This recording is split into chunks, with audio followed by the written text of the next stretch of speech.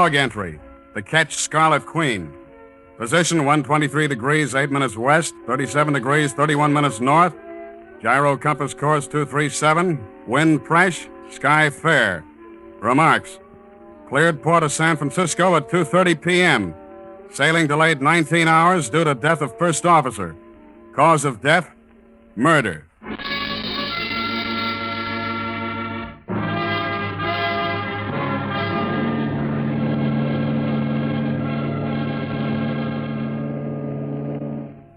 I stood there on the pier that evening, the ache in my frame reminding me that a long, hard day of loading stores was behind me, and looked out over the bay. It wasn't a night for stargazing or anything, just typically San Francisco, damp and gray. The kind most people trade off early for steam heat and drinks in short glasses. But for me, that was good. The Scarlet Queen nudged her fenders against the dock right below me. She looked clean and young in her new white paint with her shining bright work picking up the pier lights like costume jewelry under neon. She was beautiful, and she was mine, all 78 feet of her. She rose and fell just a little, even in the quiet harbor water, delicately, lifting her figurehead out of the shadows now and then to give her a glance at the dock. The Scarlet Queen, a fresh young body looking forward from just under the bowsprit, bold, teasing, dressed in only a crown, and painted scarlet. But that particular gray San Francisco night wasn't cut out for romance between man and lacquered wood. I didn't hear him as he walked up behind me, but it didn't take me long to pick up the odor of a jail cell after he opened his mouth. You Philip Carney? Yeah, that's right. I'm Kessel, homicide. You know a man named David R. Malone? Yeah, he's my chief mate. Who'd he kill? That's not what I'm interested in. I want to know who killed him. Come on, you got a date at headquarters. Wait a minute. This is a little sudden on a full stomach. What happened to him? How was he killed? The books are going to call it murder by a person or persons unknown. Homicide wants to know you better.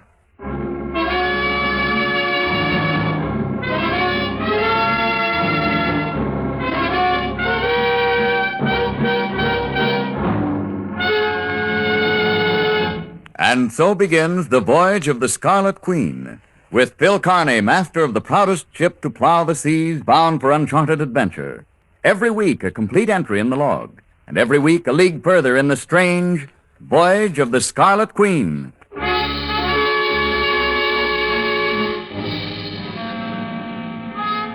Your last name, first and middle initial. Carney Philip M. Age? 29. Height? 6'2.5". Weight? 207. Eyes blue, hair brown. Scars or other identifying marks? Yeah, a tattoo. A 3-strand Turk's head in my right bicep. A what? A 3-strand Turk's head. It's a knot. You know, or does somebody else tie your shoelaces? A knot. Kessel, I'm getting awful sick of this. Shut up and answer the question. Address? The schooner Scarlet Queen. Street number? Street number? Well, how on the... Pier 12, berth 2, Embarcadero. Not permanent. That'll be enough for now, O'Brien. That might be a pretty permanent address at that, Connie. Not with me paying the rent. My lease is up day after tomorrow. Now, we'll take care of that. How long had you known Malone?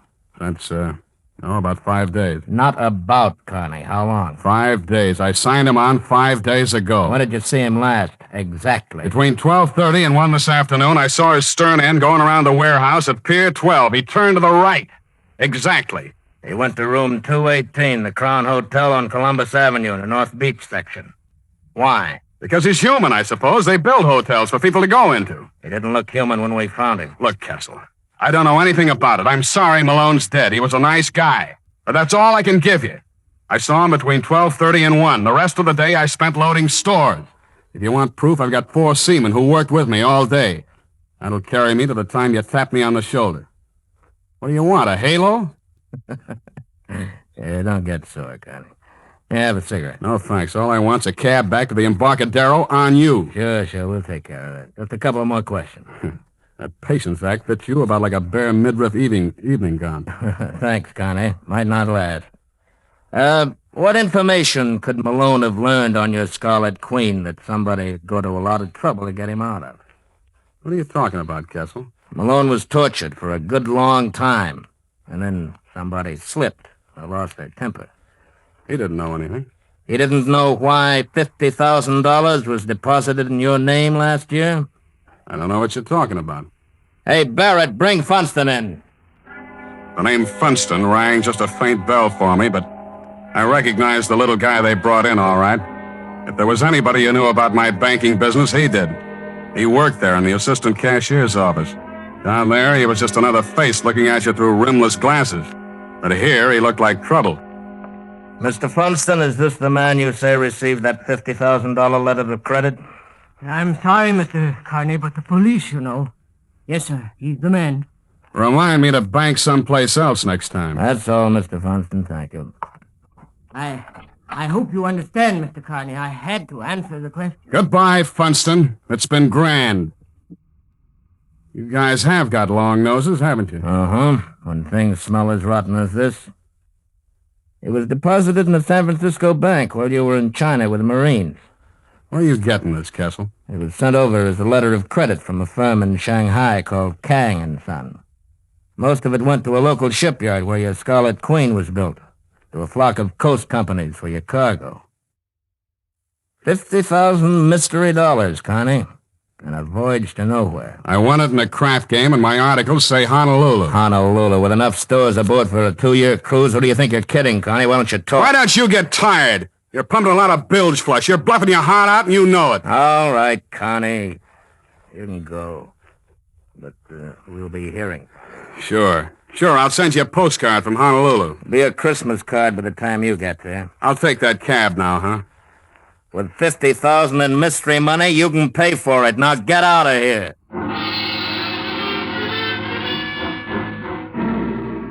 I would have traded places with any engine room hand on any Great Lakes ore ship after I left Kessel, and I hate fresh water almost as much as I hate engine rooms.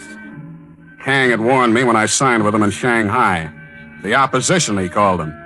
An octopus with a body in an office building in Hong Kong, a brain called Felix Van Gort, and the tentacles groping across the world for the prize Kang was sending me after. A $10 million prize somewhere in the South Pacific, but only Kang knew where, and only Van Gort and Kang knew what it was. I didn't know who the San Francisco tentacle was, but he'd warned me, and I'd fed Malone to it. I knew he'd been tortured for something even I didn't know. The true destination of the Scarlet Queen.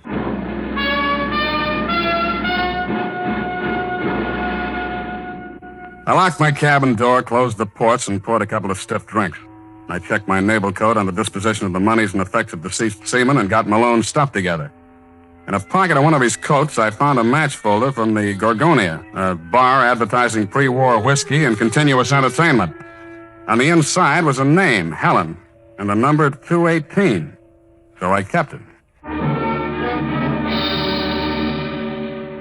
By 11 the next morning, Malone was written off my books, and my new chief mate was aboard an old salt by the name of Pritchard. By 11:15, Kessel's crack about that Christmas card made sense because the Coast Guard handed me a piece of paper saying my port clearance had been revoked indefinitely. And at 11:30, I was in my cabin cleaning a .45 automatic that I'd gotten out of the habit of wearing, and that's when I met Gallagher. Big Red Gallagher. Hello, Skipper. Who the devil are you, and how'd you get aboard? I wanted to talk to you. I'm Red Gallagher. Where's my gangway watch? He's got orders, nobody aboard. He tried, Skipper. Don't blame him, but you know how it is. I wanted to talk to you. He didn't have to explain. He held up a hand about the size of a fielder's glove and rubbed the knuckles as if they were bruised. He didn't have to say any more. He was about my size, wearing a shapeless, stained white duck officer's cap, faded dungarees, and a jumper with the sleeves rolled up. His face was heavy-featured, but not flat. His eyes, gray and set off by crow's feet wrinkles from squinting into the sun. And they were laughing at me. But no harm done, Skipper. He isn't hurt bad. Maybe he wasn't big enough to put you over the side, huh? Now, wait a minute, Skipper. Take it easy. We'll just bust a lot of furniture and lose a lot of skin that way. Don't be so jumpy. All right, unload in a hurry and get out of here, then. What do you want? I hear you're looking for a new chief mate, and I want to sign on. You're about 2 hours too late. What? My new mate signed on. And listen, if anybody told you the way to get a berth is to start knocking the crew around, they gave you the wrong idea. I wouldn't get into a dory with you. Oh, wait a minute, Skipper. I was made for this trip. I've been with sail all my life, and I traded 3 years out of Sydney. I know that South Pacific. How do you know where I'm going? If that Scarlet beauty under your bowsprit hadn't whispered to me, I could have checked your bills of lading and found glass jewelry, knives, and general Pacific trading cargo. You're too nosy for me, Gallagher. That's because I'm interested. Give me the berth, Skipper. What do you say? I say get your sea boots off this ship. I'm manned and loaded and ready to shove as soon as I get clearance.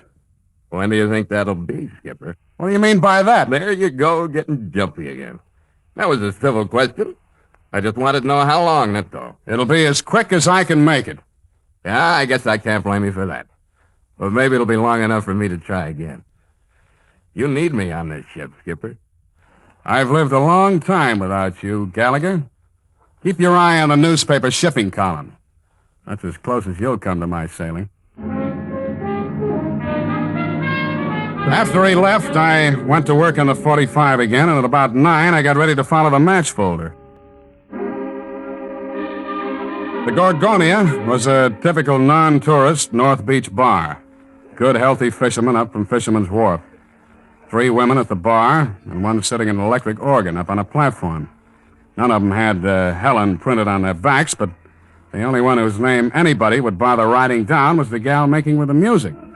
Honey-colored hair with a gardenia over the left ear, white shoulders pushing out of a whiter gown, a face full of confidence in the rest of her, and no wonder.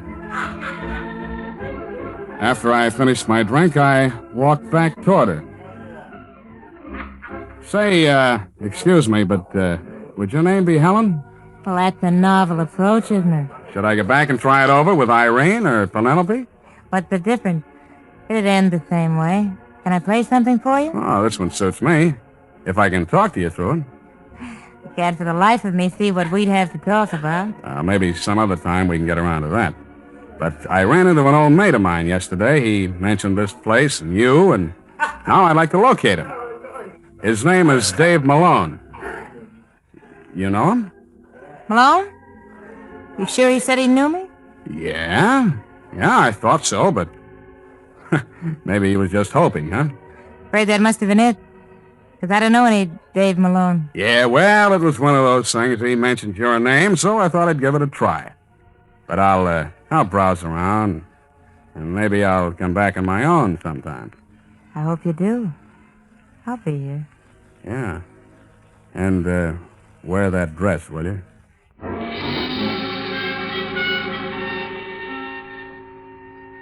I had another drink at the bar and kept my eyes off her just enough to catch her looking at me with more than a professional look once or twice. She did go off guard right after I threw Malone's name at her. I was sure of it. I finished my drink, waved to her, and went out the door like I had someplace to go. But I stopped right after I got out of range of the windows, counted 5, and eased back so I could just look in. She was leaving the platform, and I, along with the good, healthy fisherman, watched her take that white gown back to the phone booth. It wasn't taking her long to contact somebody about me contacting her. It was just chance so far, but there were Malone, Helen, and 218, the number of the murder room at the Crown Hotel. It still could have been coincidence, but there isn't much room on the back of a match folder.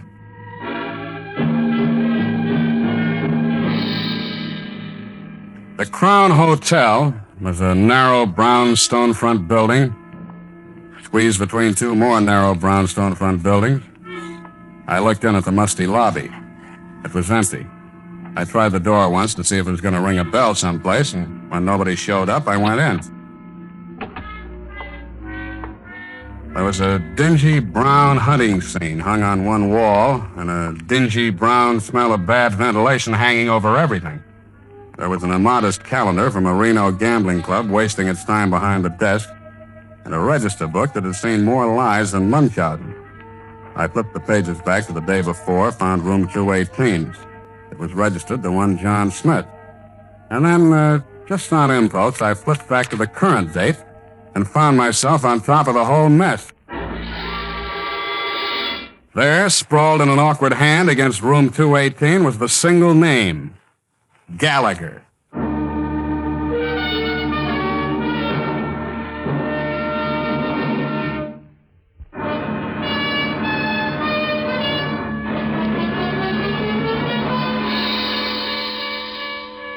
room 218 and the name Gallagher. All I needed to keep me going up those stairs. All I had to remember to enjoy bringing that 45 out of my shoulder holster was the picture of that wide grin and those gray eyes. I'd have gone through that door even if it hadn't been unlocked. Well, Skipper, go on in. I'm in, brother. What's all the hardware for, Skipper?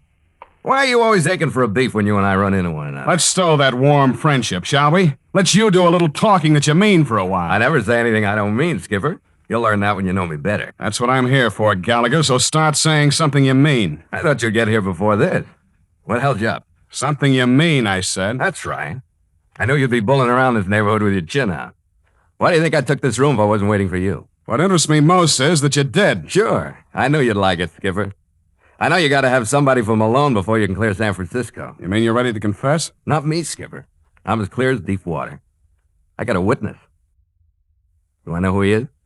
Not especially. I think you do, Skipper. He's the guy who killed Malone. They call him Mr. Fox. At about 6 last night, he was paying me $2,000 to sign on the Scarlet Queen. Yeah, that's sure clearing you in my log. It'll clear me of murder. That's only a misdemeanor in this game. Now, starting from Fox, let's hear some more that you mean. I think you and I are going to team up and beat this thing by tomorrow. That's what I mean. You what? That's right.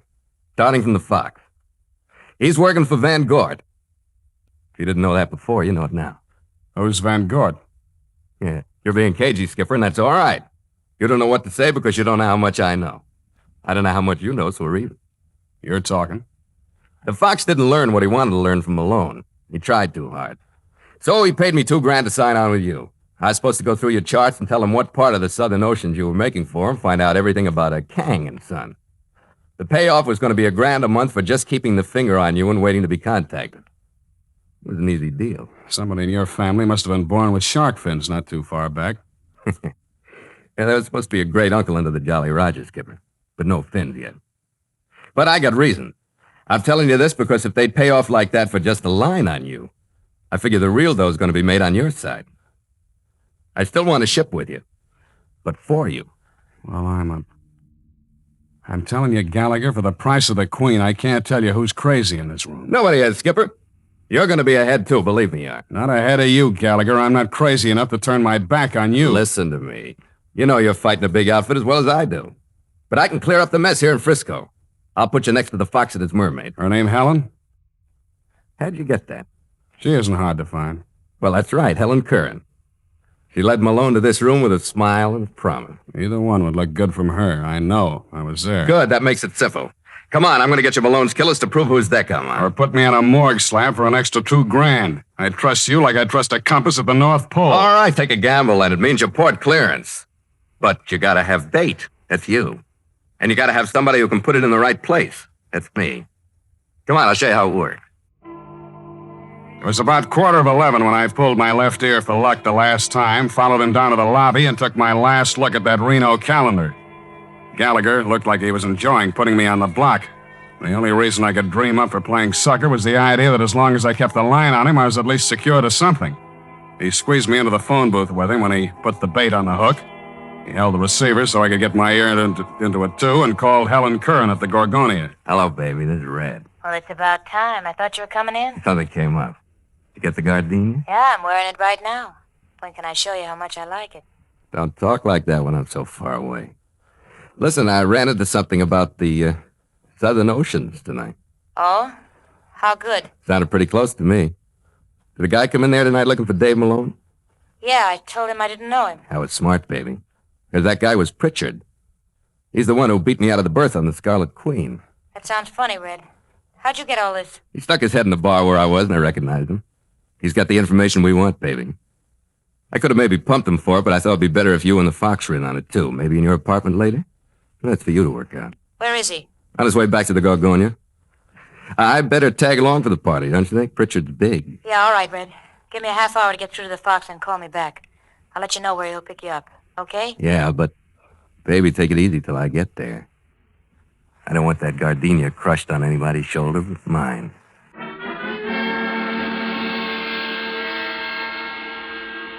Helen Curran's apartment was in the Beulah Arms on Russian Hill.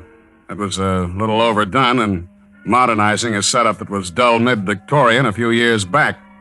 Light walls with Venetian blinds, some flamingos and parakeets flying through verdant jungles and framed before they started. And a bedroom to the right that she went into saying something about something comfy. When she came back, I saw clearly that she went for off-the-shoulder hostess gowns, too.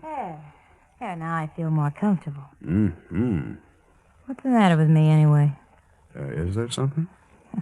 I always seem to stir the wrong approach in you, or are you just shy? With you don't need an approach. You just move naturally. You aren't shy at all, are you? You're just overconfident. You've been spoiled by women. It never hurt me, but then it's not very often as appealing as your brand. Do you think I'll spoil you? Uh-uh. But I wonder if you'd hurt me. Not even if I could. Hey, wait a minute. I couldn't hurt you if I wanted to, could I? I don't know. It gets so lonesome at sea. Like I said, she knew her business, and I had to keep remembering that it wasn't all crushed gardenias tonight. We finally did get around to a drink out of a rattan-covered bottle, and I could tell by the heavy-lidded look she gave me over a glass that I was supposed to be a complete victim and as meek as a kitten with a full belly. She knew her business, but knowing that she knew her business, I went along with the kitten act that I was as ready as a tomcat when the door opened. But I wasn't ready for who came through it. It was Funston. He was still looking through the rimless glasses, but now his eyes were steely hard and his mouth hung open a little like it was watering. It only took one deep breath to realize that he was the fox. Gallagher followed him in wearing the grin. Hey, boss, wait a minute. Something's wrong. This guy isn't Pritchard. Red, what do you mean? That's right. This guy's Phil Carney, the master of the Scarlet Queen. I was sitting on the couch, and after a sellout like that, there was no use standing up. Helen left me like I'd broken out with a purple pox, and Funston had a small caliber gun out of an inside pocket fastened I could get my breath. Gallagher still stood behind him, looking at me with that grin. Red, he's the one who was in to see me earlier. Never mind, Helen. Something went wrong then. This isn't the guy I talked to. Never mind, I said. I'm well acquainted with him. You're an impulsive man, Mr. Carney. What are you doing here? I like a game of bridge as well as the next guy. You play a stupid game, Mr. Carney. You should remember that your Red Queen is not the top of the suit. She'll do. She'll never win a trick. You'll never use her. You know what I mean? Yeah, I know what you mean, but you're bluffing, Funston. Either that or you're double-crossing Van Gort and talking for yourself, fighting to stay clear of Malone's murder. I want more than... Yeah, you're still bluffing. You don't want to hurt me. Because with me out of the way, Van Gort's octopus would have nothing to follow. Wise up, Funston. You don't scare me. I'm too valuable. All right. I'll pay you $25,000 for the destination of your Scarlet Queen. I can't hear you. There are methods that talk louder than money. Now you're bluffing again. You'd never get it that way either. And what did Van Gort say if you laid me next to Malone? That's something I'll have to find out. At the moment, that looks better than arrest for murder. Stand up, Carney. You're really on a spot, Funston. You're even getting the double cross from your own people in this room. Now who's bluffing, Carney? I mean, you're getting it from Gallagher. He knew who I was tonight. Gallagher. Skipper, why do you have to rush things? Oh, no. I'm all right, Skipper. I'll take him. Watch the mermaid. I raced her across the room to a table. She had a drawer open and a nickel-plated revolver half out of it by the time I grabbed it. Drop it, sister. Drop it. Let go of me. I said drop it. Let go. Calm down, sister. Get over there and calm down.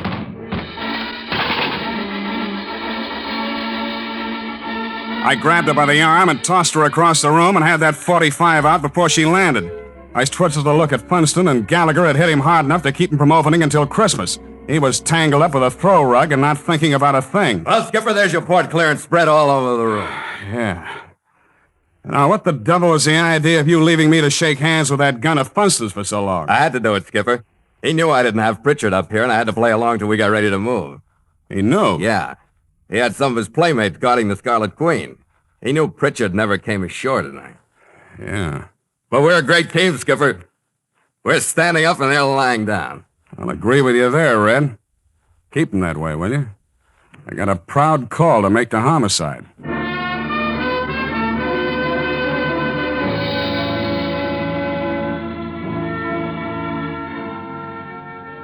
Kessel got what he wanted from Funston and Helen Curran. They didn't know any more about the whole story than I did. They were just stooges for Van Gort.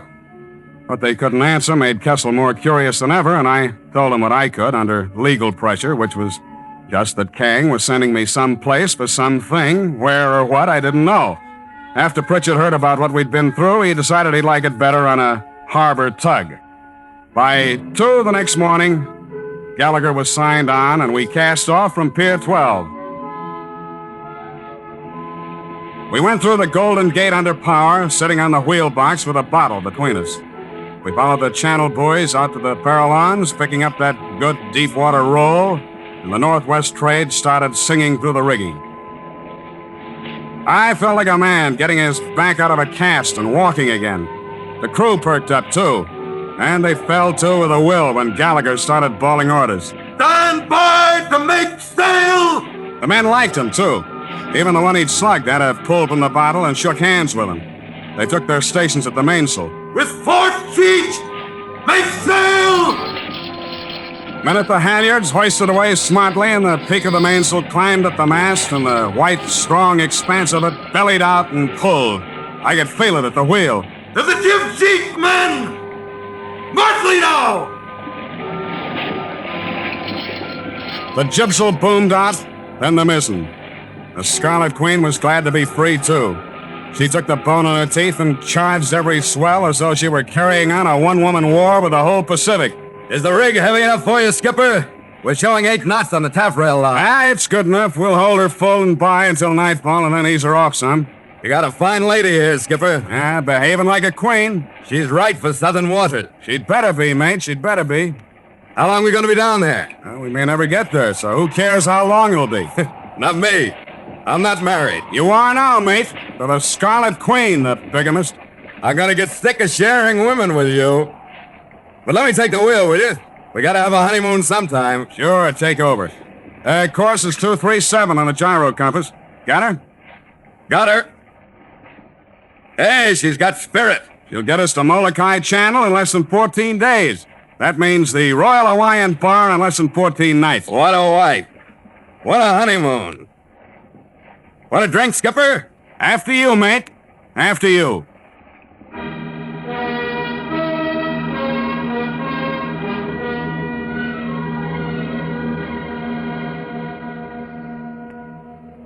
Log entry. Catch Scarlet Queen, 5:30 p.m.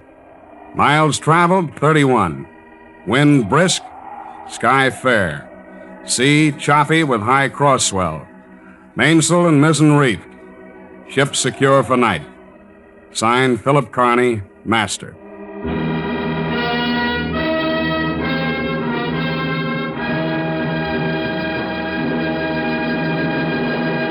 Sail into further adventure on the voyage of the Scarlet Queen next week at this same time. Port of call, Honolulu.